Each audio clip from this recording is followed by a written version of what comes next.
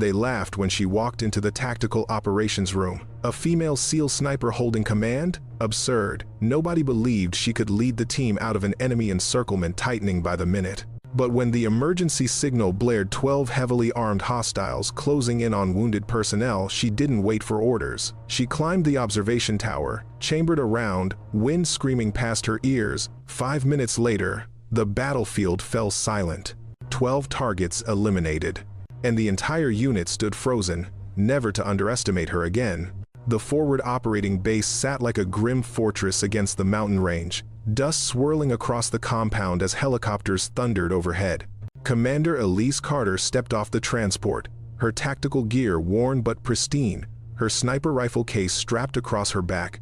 She was 32, compact at 5'6", with steel gray eyes that had seen more combat than most men twice her size. The murmurs started immediately. "That's the new commander?" Specialist Danny Pierce muttered to his squad mate, loud enough to be heard. "They're really scraping the bottom now." Sergeant First Class Travis Monroe elbowed him. "Shut it. She's got more confirmed kills than your entire platoon combined." "On paper, maybe," Pierce shot back. "Let's see how she does when rounds are flying both ways." Elise ignored them. She'd heard worse during her 12 years in naval special warfare. The first female SEAL sniper had been a novelty. The first female SEAL sniper commander was a threat to everything the old guard believed about combat effectiveness. She walked directly to the operations center, a reinforced bunker dug into the hillside. Inside, Captain Derek Morgan stood over a topographical map, his jaw set in a permanent scowl. He was 45, barrel-chested, with 20 years of conventional infantry before transitioning to special operations. He looked up when she entered, his expression somewhere between skepticism and outright hostility. "Commander Carter," his tone made it clear the rank tasted bitter. "Glad you could join us." "Captain Morgan." Elise set her rifle case against the wall and approached the map. "What's the situation?" "The situation is, we've got a 6-man recon element pinned down 15 clicks northeast. They walked into a coordinated ambush. Looks like a dozen hostiles, maybe more, with heavy weapons. 2 wounded, 1 critical. Extraction plan?" Morgan crossed his arms. "Standard procedure. Artillery softens the position, then rotary wing extraction once the area's clear. Should be executed within 2 hours." 2 hours? Elise studied the map, tracing the terrain with her finger. "Those wounded won't last 2 hours. What's the response time on the artillery?" 45 minutes to get the fire mission approved and batteries in position. "Then we don't have 2 hours. We have maybe 20 minutes before those hostiles overrun the position." She looked up at Morgan. "I'm taking Recon Shadow in now. Sniper Overwatch, to clear a path, then ground element, secures the wounded for immediate extraction." The room went dead quiet. 4 other operators stood around the table, all watching the exchange with barely concealed interest. Morgan's face darkened. "With all due respect, Commander, that's not how we do things here. We don't send in hasty operations without proper fire support. That's how you get more casualties. That's also how you lose wounded operators while you're waiting for bureaucracy." Elise's voice remained calm, professional. "Captain, I understand your concerns, but I've run this scenario 17 times in combat. Sniper interdiction works. We go now, or we write condolence letters. You're risking the entire team based on what? Some long-range rifle work?" Morgan shook his head. "This isn't a shooting competition, Commander. This is war." Elise held his gaze. "Then let me do what I was trained for." The radio crackled. "Shadow 1 to base. We're taking fire. Heavy caliber. Martinez is hit bad. We need immediate support or we're not making it out." The voice was Lieutenant Jake Harrison, one of the pinned operators. Elise recognized the controlled panic. He was minutes from being overrun. She grabbed her rifle case and headed for the door. "Recon Shadow, gear up. We're rolling in 5. Behind her, Morgan's voice cut through the tension. "If you're wrong about this, Carter, they all die. And that's on you." Elise paused in the doorway, her back still turned. "If I'm wrong, Captain, you'll have plenty of time to say I told you so. But I'm not wrong." The briefing room filled quickly. 8 operators from Recon Shadow assembled, checking weapons and adjusting kit. The atmosphere was thick with skepticism. Elise spread a satellite image across the table, marking positions with a red marker. Current situation. Shadow 2 is pinned in this ravine, approximately 300 meters from their original infill point. Enemy forces have established positions here, here, and here, elevated terrain with overlapping fields of fire. Estimated 12 hostiles, armed with PKM machine guns and at least one RPG. Corporal Ryan Webb, a stocky operator with a thick Boston accent, spoke up. "Commander, that's a kill box. They walk into that ravine. They own every angle. Exactly why we're not walking into it." Elise circled a ridge 800 meters from the ravine. "This observation point gives me line of sight to all 3 enemy positions. I'll take it with Monroe as my spotter. The rest of you stage here." She marked a position 500 meters out, ready to move on my signal. Staff Sergeant Lisa Chen, the team's combat medic, studied the map. "You're talking about taking out 12 targets from that range, in the dark, while they're actively engaging our people. That's asking for a miracle, Commander." "I'm not asking for a miracle. I'm counting on training and execution." Elise looked around the room. "Each of you was selected for Recon Shadow because you're the best at what you do. I'm the best at what I do. Trust that." Pierce leaned back in his chair. "All due respect, ma'am, but we've never operated with you. How do we know you can deliver on those 800-meter shots when the pressure's on?" It was a fair question, even if the tone was challenging. Elise pulled up her service record on the tablet and projected it onto the wall. The numbers were stark. 217 confirmed kills over 11 years. Average engagement distance 630 meters. Longest confirmed kill at 1400 meters during an operation in the Hindu Kush. "Because I've done it before," she said simply. "Multiple times, under worse conditions than this." Morgan, who had followed her into the briefing, crossed his arms. "Stats are one thing, this is another. You're asking us to bet 6 lives that you can thread needles in the dark while someone's shooting back. I'm not asking you to bet anything, Captain. I'm telling you this is the only play that works in our time window." Elise checked her watch. "Shadow 2 has 18 minutes before they're overrun. We're wasting time we don't have." Monroe, who had been silent until now, stepped forward. "I'll spot for her. I've worked with Commander Carter before, in Helmand Province. She's legit." That changed the calculation. Monroe was respected, a 15-year veteran who didn't hand out compliments lightly. The team exchanged glances. Chen nodded slowly. "Okay, let's do it." Webb grabbed his rifle. "If Monroe vouches, I'm in." One by one, the team came around. Only Pierce remained visibly unconvinced, but he grabbed his gear anyway. As they filed out toward the vehicles, Morgan pulled Elise aside. "For the record, I think this is reckless, but you're in command.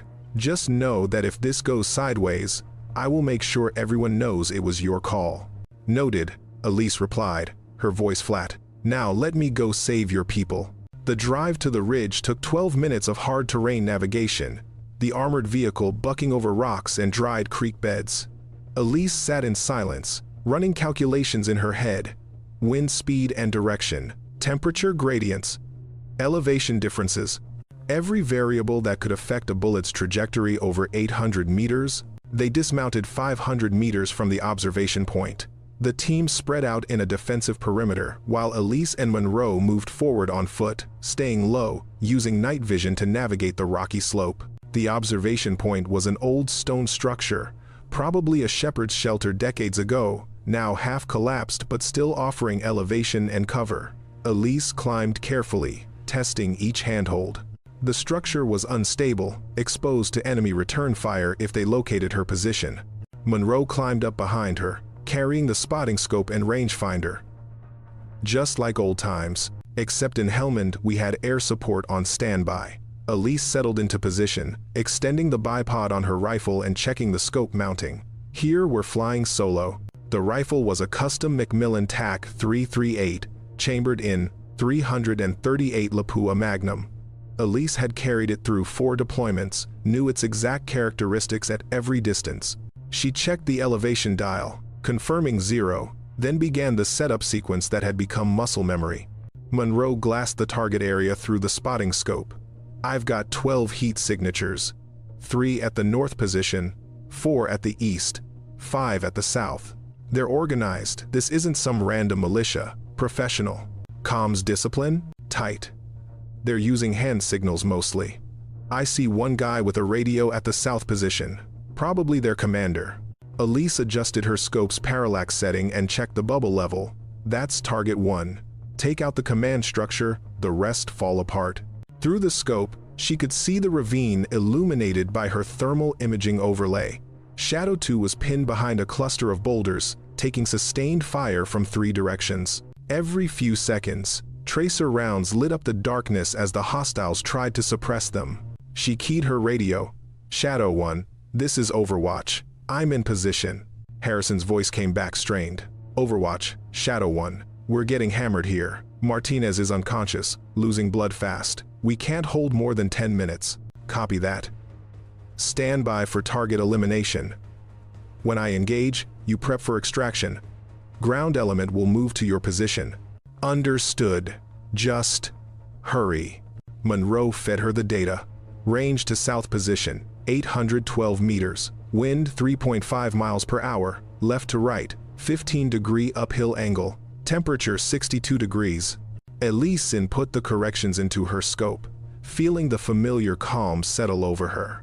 This was where she lived, in the space between heartbeats, where time slowed and the world narrowed to the reticle and the target. She found the commander in her scope. He was crouched behind a rock, gesturing to his men, confident in his superior position. Target acquired, she whispered. On trigger. Monroe's voice was steady. Wind holding. Send it. Elise controlled her breathing, letting her heart rate drop. The rifle was an extension of her body. The trigger was a surprise break, perfectly smooth. The world exploded in a muzzle flash. The suppressed crack of the 338 was still loud enough to echo off the rocks, but a kilometer away it would sound like a distant snap, directionally ambiguous, forgettable. Through the scope, Elise watched the commander's head snap back, his body crumpling like a puppet with cut strings.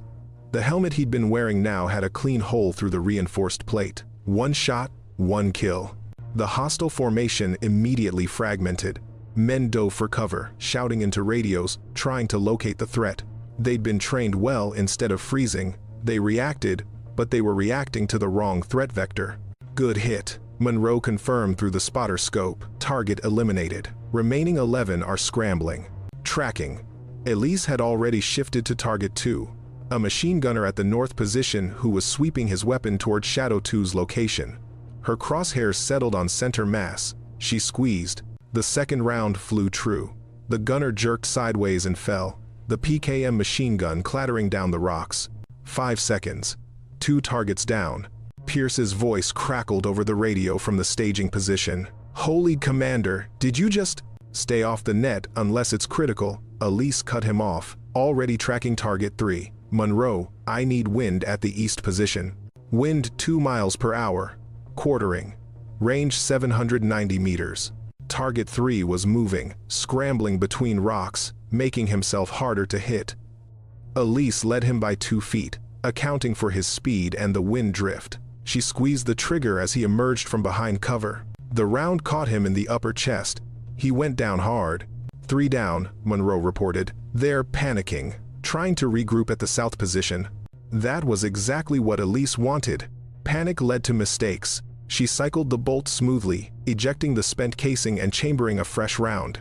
The rifle's magazine held 10 rounds. She'd fired 3. 7 left. Webb's voice came through, awed despite his training. Commander Carter just dropped 3 targets in 12 seconds. These guys don't stand a chance. Don't count your kills before they drop, Elise replied, scanning for target 4. They still have 9 guns, and we're exposed up here. As if to punctuate her point, a burst of rifle fire cracked past the observation post, rounds snapping through the air where Elise's head had been moments before. Hostile sniper! Monroe yelled. Southwest, 700 meters, in the tree line. Elise had already spotted the muzzle flash. She traversed the rifle left, found the hostile in her scope. He was chambering another round, preparing for a follow-up shot. No time for perfect windage calculation. She estimated and fired. The hostile's rifle fell silent. 4 down. 8 minutes left on Shadow 2's clock. The remaining 8 hostiles were no longer organized. They'd scattered across 3 positions, trying to flank Shadow 2 while simultaneously hunting for Elise's position. The machine gun at the east position had gone quiet, but the RPG threat at the south position remained active. Monroe tracked movement. 2 hostiles moving fast, northeast position. Looks like they're trying to get an angle on our ground element.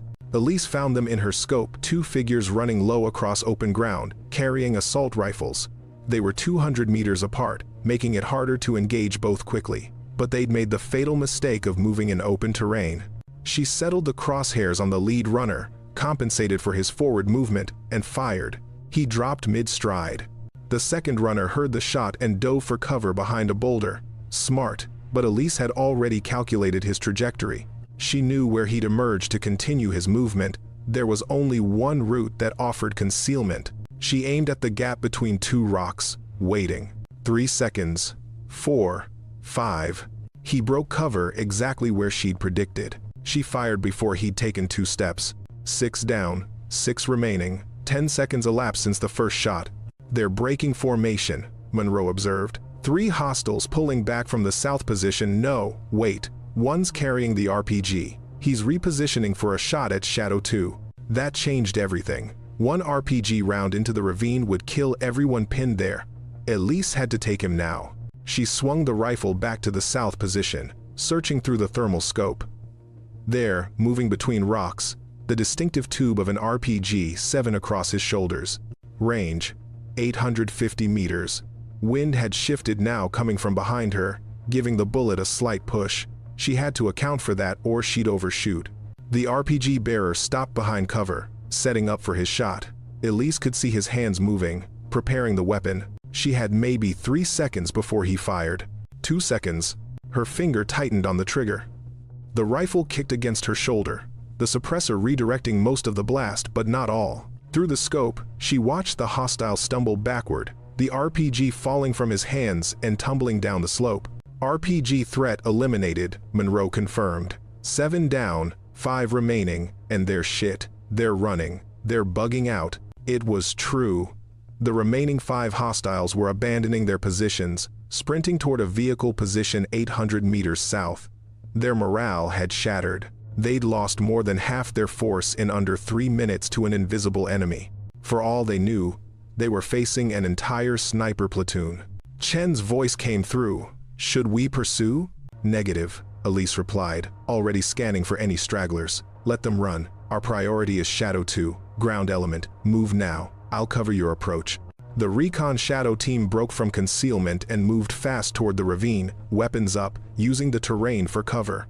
Elise tracked them through her scope, watching for any hostile movement that might threaten their advance. One of the fleeing hostiles turned back, bringing his rifle up toward the advancing team.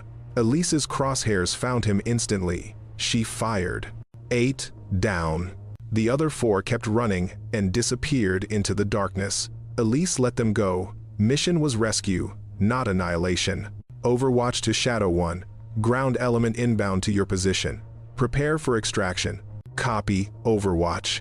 Harrison's voice was thick with relief. You just saved our lives, all of them. But the celebration was premature. Overwatch, be advised. It was Webb, now at the ravine. We've got movement, southwest flank, multiple contacts, looks like reinforcements. Elise swung her scope to the southwest. Her heart sank. A second hostile element was approaching. 6 additional fighters moving in tactical formation. They must have heard the firefight and come to support. And one of them was carrying another RPG. Monroe, range on that RPG? 920 meters and moving. He's getting into position fast. 920 meters. Longer than any shot she'd taken tonight. The wind had picked up, gusting now instead of steady. The target was moving deliberately, using cover, making himself hard to track. Chen's voice was urgent. Commander, we're exposed down here. If that RPG hits, we lose everything. The wounded, the rescue team, all of it. Elise studied the target through her scope. He was setting up behind a cluster of rocks, just his head and shoulders visible. The RPG tube was visible beside him. He was preparing to load and fire. She had 1 chance. Maybe 2 if she missed and he didn't react fast enough. But at this range, in these conditions, Missing was very possible. Monroe fed her the data. Wind 7 miles per hour, left to right, gusting to 10. Temperature dropping 60 degrees now. Significant downhill angle, maybe 20 degrees. That's going to affect your trajectory. I know. Elise adjusted her scope elevation, compensating for the distance and angle. At 900 meters, even a small error in calculation meant a miss by feet. The hostile lifted the RPG, preparing to load it. She had 10 seconds. Her breathing slowed. Her heart rate dropped. The world contracted to just her, the rifle, and the target. She could feel the wind on her face, hear it moving through the rocks. She let her body read it, trusting instinct as much as calculation. 8 seconds. The hostile was loading the rocket into the tube. If he fired, Chen's team would be caught in the open. Too far to reach cover, too exposed to survive the blast. 5 seconds. Elise settled the crosshairs on the visible portion of the hostile's head. It was a small target at this range, barely the size of her fist through the scope. She compensated for the wind drift, for the bullet drop, for the angle. 2 seconds. The hostile raised the RPG to his shoulder, aiming toward the ravine. Elise fired. The bullet took almost a full second to reach the target, arcing through the air, pushed slightly left by the wind but correcting at the apex of its trajectory. Elise tracked it through her scope, watching, waiting. The hostile's head snapped sideways. The RPG fell from his hands, unexploded, rolling harmlessly down the rocks. "Good kill," Monroe shouted. 923 meters, that's a career shot. But Elise was already scanning for the next threat. The 5 remaining hostiles from this second element were diving for cover, spooked by watching their RPG gunner dropped from almost a kilometer away. "They're suppressed," Monroe reported. "Not advancing. I think they're reconsidering their life choices. Keep eyes on them. If they move toward our people, I engage." The 5 hostiles held position for another 30 seconds, then began withdrawing. They wanted no part of whoever was behind that rifle. Elise watched the hostiles retreat through her scope, confirming they were fully disengaging. Below, Chen's team had reached Shadow 2 and was loading the wounded for extraction. Martinez was still alive, barely, being carried by 2 operators toward the extraction point. For a moment, it seemed like the operation was clean. Then the world exploded around her. The bullet struck the stone inches from Elise's head, sending rock fragments into her face. She jerked back instinctively, losing her sight picture, feeling blood trickle down her cheek where a shard had cut her. "Sniper!" Monroe yelled, dropping flat. "Southwest, elevated position." Another round cracked past, this one even closer. Whoever was shooting knew exactly where she was. Elise rolled left, keeping her rifle with her, scrambling for new cover. The observation post was compromised. If she stayed here, she was dead. The hostile sniper had the advantage. Now he was shooting from concealment while she was exposed on top of the stone structure. "I need to relocate," she said into the radio, crawling toward the back edge of the tower. "Monroe, can you spot him?" "Negative. He's too well hidden." "Wait, muzzle flash!" Southwest ridge, approximately 900 meters, behind the dead tree. 900 meters in the opposite direction from her previous shots. This hostile sniper was good, had positioned himself specifically to counter her. He must have been observing the whole engagement, waiting for his opportunity. Another round slammed into the stone where Elise had been seconds before. The shots were too accurate, too close. This wasn't suppression, this was precision fire from someone who knew what they were doing. "Commander, we need to get you out of there," Pierce called from below. "That position's compromised." "I'm working on it." Elise had reached the back edge of the tower, 8 feet down to the next level, then a scramble across open ground to reach new cover. She'd be exposed for maybe 5 seconds. At this range, 5 seconds was an eternity for a sniper. But staying here meant certain death. The hostile sniper would eventually get a clean shot, and one round from a heavy caliber rifle would punch through her body armor like paper. Monroe was crawling backward, trying to get below the line of fire. "Elise, you need to move now. He's adjusting." She didn't hesitate. Elise swung her legs over the edge and dropped, landing hard on the rocks below, her ankles screaming in protest. She pushed through the pain and ran, crouched low, zigzagging toward a cluster of boulders 30 meters away. A round cracked past her head, so close she felt the supersonic shock wave. Another hit the ground at her feet, kicking up dirt. She dove behind the boulders just as a third round hit where she'd been standing. Safe. For now. But the mission wasn't over. She still had hostile forces in the area, and her team was evacuating wounded under fire. Withdrawing wasn't an option. Elise checked her rifle, confirming it hadn't been damaged in the fall. Then, she brought her scope up, searching for the hostile sniper. "Monroe, you still with me?" "Yeah, I'm good. I'm moving to your position now." "Don't. Stay where you are and keep eyes on that sniper. I'm going to flank him." "Flank him?" "Elise, that's 900 meters of open ground." "Not directly. There's a dry creek bed 80 meters west. I can use it for concealment. Get within 500 meters." It was risky. Reckless, even. But the hostile sniper had made this personal. More importantly, as long as he was active, her team was in danger. He could start targeting the extraction team, and at his skill level, he'd score hits. This ended now. Elise moved fast through the darkness, using every scrap of cover. The creek bed was dry, rocky, offering concealment if not protection. She stayed low, rifle across her back, trusting Monroe to warn her if the hostile sniper acquired her position again. Behind her, the radio chatter continued. Chen's team had reached the extraction point with Shadow 2. The wounded were being loaded onto the vehicle. But there was a problem. "Overwatch, we've got movement again," Webb reported. 6 more hostiles incoming from the north. "They're trying to cut off our extraction route." Elise cursed under her breath. This operation was falling apart. What should have been a clean rescue was turning into a running gunfight. How far out? 500 meters and closing fast. Armed with AKs, at least 1 machine gun. The numbers were adding up.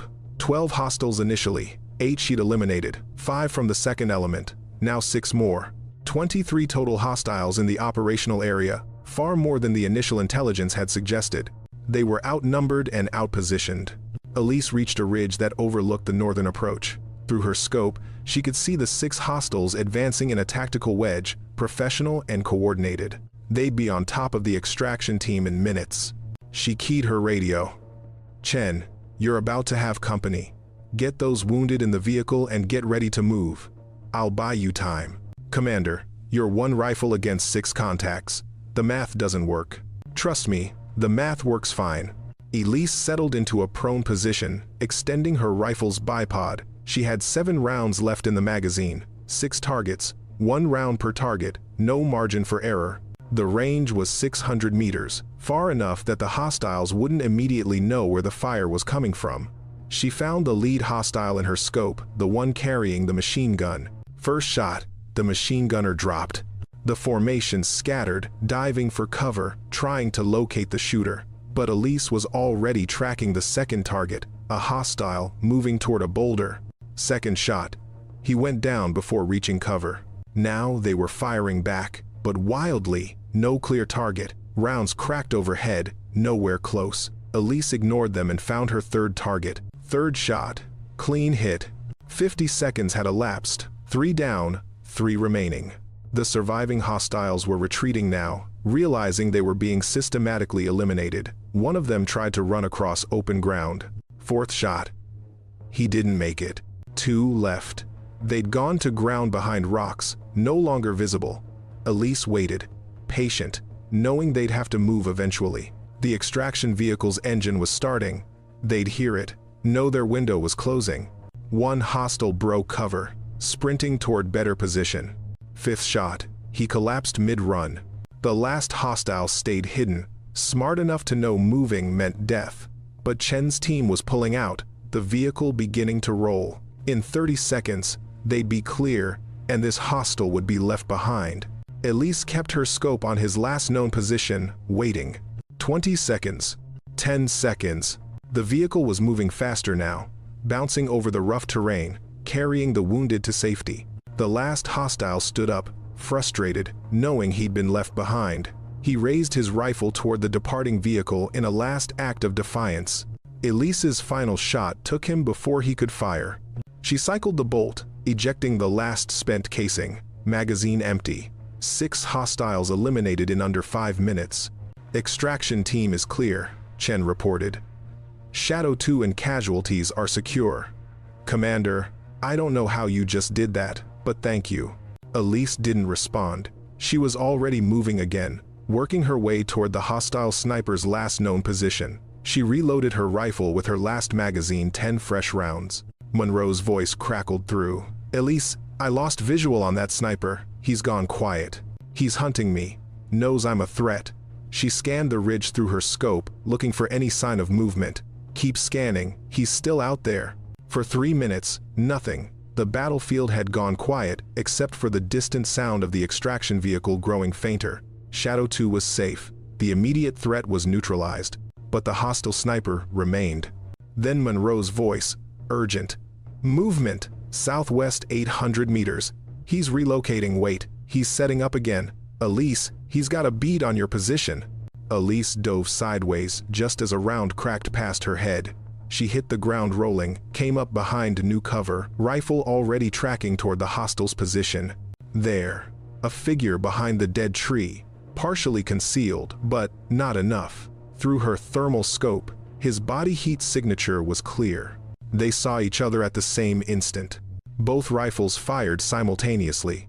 Elise felt the round pass so close to her head that it singed her hair. Her own shot hit center mass, punching through the hostile's chest. He collapsed behind the tree and didn't move.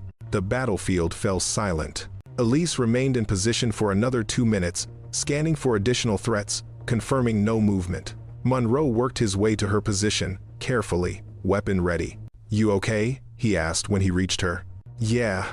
Elise lowered her rifle, feeling the adrenaline beginning to drain away. Her hands were steady, they always were, but she could feel the exhaustion creeping in. Status on Shadow 2? Medevac picked them up 10 minutes ago. Martinez is in surgery, but the docs think he'll make it. The others are bruised but mobile. Monroe looked at her with something like awe. Elise, do you realize what you just did? I did what needed to be done. You eliminated 12 hostiles in under 20 minutes. Probably saved 8 lives. That's the kind of thing that ends up in the training manuals. Elise didn't respond. She was running through the engagement in her head, identifying mistakes, calculating what she could have done better. The hostile sniper had almost tagged her. That was sloppy. Should have anticipated a counter-sniper element. They made their way back to the staging point where the rest of Recon Shadow waited. The team stood as she approached, a subtle sign of respect. Even Pierce, who'd been the most vocal skeptic, nodded acknowledgement. Chen stepped forward. Commander, on behalf of everyone, thank you. We were wrong about you. Dead wrong. You weren't wrong to question, Elise replied, removing her rifle's magazine and clearing the chamber. Skepticism keeps us sharp. Just remember, it's not about who's behind the rifle, it's about whether that person can do the job. The ride back to base was quiet, everyone processing what had happened. Combat had a way of stripping away preconceptions, leaving only what was real. Tonight, what was real was that Elise Carter had performed at a level most snipers only dreamed of. When they reached the forward operating base, Captain Morgan was waiting outside the operations center. His expression was unreadable as Elise dismounted and walked toward him. Commander Carter. His voice was formal, but different than before. I need to apologize. I doubted your capabilities and your judgment. I was wrong on both counts. Apology accepted, Captain, but in your position, I would have had the same concerns. A commander who doesn't protect their people isn't worth following. Morgan nodded slowly. Still, what you did tonight, that was extraordinary. The after-action report is going to be something else. Keep my name out of it as much as possible. Credit the team. They executed perfectly. The team followed your plan and relied on your skills. You don't get to hide from this one. He extended his hand. It was an honor to watch you work, Commander. They shook hands, and Elise saw something in his eyes that she'd rarely seen before: genuine respect, earned in combat, from someone who understood what she'd accomplished. Inside the operations center, Elise sat down to write her after-action report. The facts were straightforward. 12 enemy combatants eliminated, 8 friendly forces rescued, 0 friendly casualties. Engagement time, approximately 23 minutes. Ammunition expended, 15 rounds. She didn't mention that 5 of those shots had been beyond 900 meters. Didn't mention that she'd been counter-sniped and nearly killed. Didn't mention the hostile sniper she dueled in the darkness. Those were details that didn't need to be in official reports. They were just part of the job.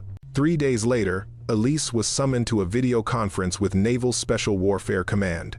Admiral Patricia Vance appeared on the screen, her expression serious. "Commander Carter, I've reviewed the after-action report from Operation Granite Rescue. I've also reviewed the unredacted version, which includes significantly more detail than your official report."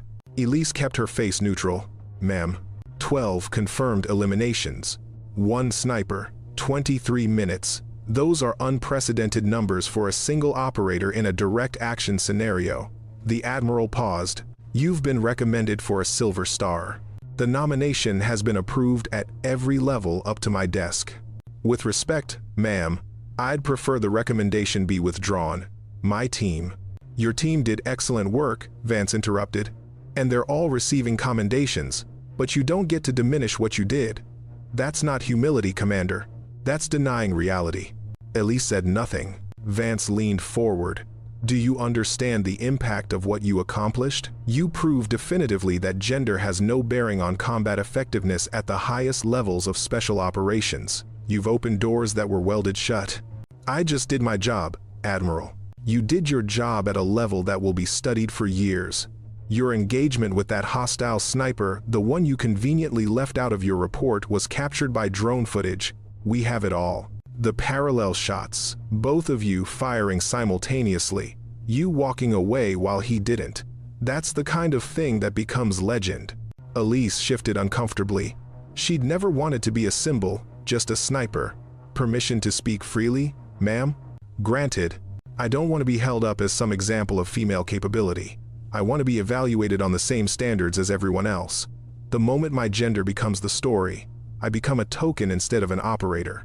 Vance smiled slightly. "Too late for that, I'm afraid. You already are the story. But here's what I can promise you. We won't parade you around. We won't make you the poster child for anything. Your record speaks for itself. And when people question whether women belong in special operations combat roles, we'll simply reference Operation Granite Rescue and let the facts do the talking." "Understood, ma'am. One more thing. We're creating a new sniper training program specifically focused on long-range interdiction in denied areas. You're going to lead it. You'll have your choice of instructors, curriculum design, the whole program." That surprised Elise more than the medal. "Ma'am, I'm a field operator, not an instructor. You're both. And now you get to create the next generation of operators who can do what you did. Consider it an order, Commander." The screen went dark. Elise sat back, processing. She joined the Navy to serve, to be challenged, to prove, if only to herself, that she could operate at the highest levels. The doubts, the skepticism, the outright hostility from some quarters had been constants throughout her career. But tonight had changed something fundamental, not just in how others saw her, but in what was possible. Monroe knocked on the doorframe. "Hey, heard you got the call. Congrats on the Silver Star." News travels fast. It's a small community. Everyone knows. He sat down across from her. "For what it's worth, you earned it 10 times over. That hostile sniper should have had you. The fact that you outdrew him at 800 meters is, I don't even have words for it. Lucky. Luck is hitting a target at 500 meters in perfect conditions. What you did was pure skill and preparation meeting opportunity." He grinned. "Also, Pierce came to me this morning, asked if there was any way he could get assigned to your next operation. Said he wants to learn from the best." Elise almost smiled. "The best, huh?" "That's what they're saying. The best sniper in naval special warfare. You've got a reputation now, whether you want it or not. Reputations are liabilities. They make you predictable. They also make hostile snipers think twice before they try to hunt you." Monroe stood to leave. "Get some rest, Commander. You've earned it. And when you start that new training program, save a slot for me as an instructor. I want to be part of whatever you're building." After he left, Elise walked out onto the base perimeter, looking out at the mountains where she'd fought 3 nights ago. The stars were bright, undimmed by light pollution, the same stars that had been overhead during the engagement. Somewhere out there were people who doubted her. Some still did. That would never change completely. But the numbers didn't lie. 12 targets, 23 minutes, 0 friendly casualties. In combat, numbers were the only truth that mattered. She turned and walked back toward the operations center, already thinking about the training program.